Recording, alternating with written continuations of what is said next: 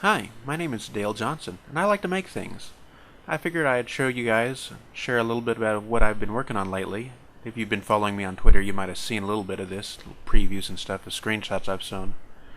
And I don't know if this stuff will actually be used in my next game or not, but it was kind of neat, and I've been toying around with it lately, so I figured I'd show it. If you look around, you'll notice I've got a little world I've created here. Right now, it's basically just random. It's just each tile. You'll notice this is a hex grid, or hex map rather. Each tile is just a random height, and those that are below a certain level are made an ocean.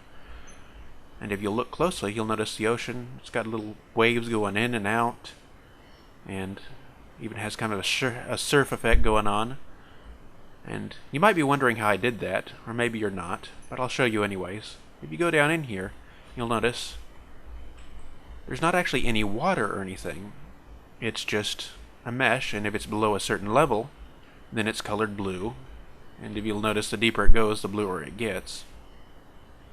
And if it's above that level, then it's either a white, or it's the white being the surf, or it's just normal land. And that's actually pretty much all done on the shader. It's not done very much on the CPU. The only thing the CPU does is send the mesh to the graphics card, and it also keeps track of a little timer. And that timer counts from 0, and it counts up to 2 times pi, which is a full circle, or a full sine wave. And so the sine wave, there goes my phone, that full sine wave will make the water go up and down. And you'll notice it doesn't go up and down all at the same time. It's like real life, it's different levels in different places. And that's done by simply offsetting, taking that sine, the initial timer value, and adding the x and y value to it. And so each vertex has its own sea level, and the sea level goes up and down. It also has a separate sine wave to make that surf effect work. I might end up cutting that because, then you're doing more computations per vertex. And right now I'm getting about 60 frames per second, so it's not like that's a problem. But on slower systems, and also once I get other things put in here, if I'm doing too much in a single vertex shader, I don't want to take up all my cycles doing just that one effect, so I might simplify this. You'll notice there's also kind of a reflection, a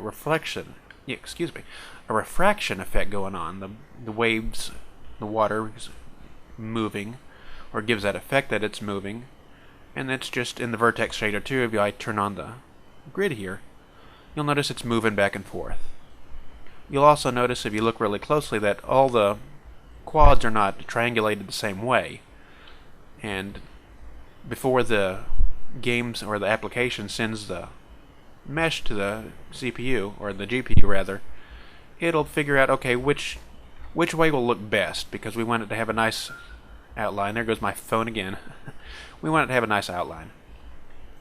You also notice the world is round, except it's not really round. It's just another shader effect.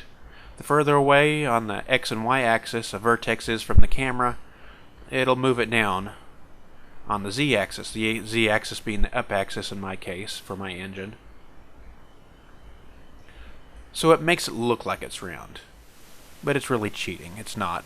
It's flat. In fact, if you go down under here, you can see the rest of the world through the mesh.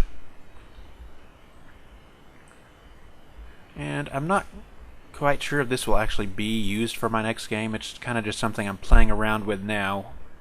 Some of you, if you've been following me on Twitter, you might have noticed I've been talking about it a little bit. And it's based on another idea, kind of a mashup between Civilization and Advance Wars and a few other things, which is probably the worst introduction to give to your game. It's an A meets B. It's kind of boring. Also over here I've got a little 3D cursor thing. You'll notice it doesn't move with my actual mouse cursor. I can move all around I want in this hex grid, and it doesn't do anything. It's just for sure right now. Eventually I'll get it to work, maybe. I've also got a little dude here, a little prehistoric hunter, and he's got a little rim lighting effect going on, which isn't as cool as it should be because he doesn't really have enough polys to pull off the effect. He's also, I'm not sure he's in the style or exact proportions that I want for the final game.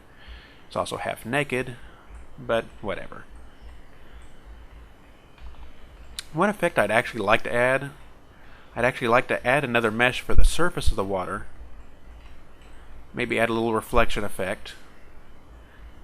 And have some kind of specular effect for the waves so that it looks like there's actually a water above what's under the water here.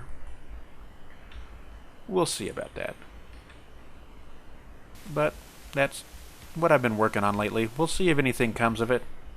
As you can see, I've already got multi-terrain, and that's just doing a texture array. So we'll see. Hopefully you'll keep an eye on it.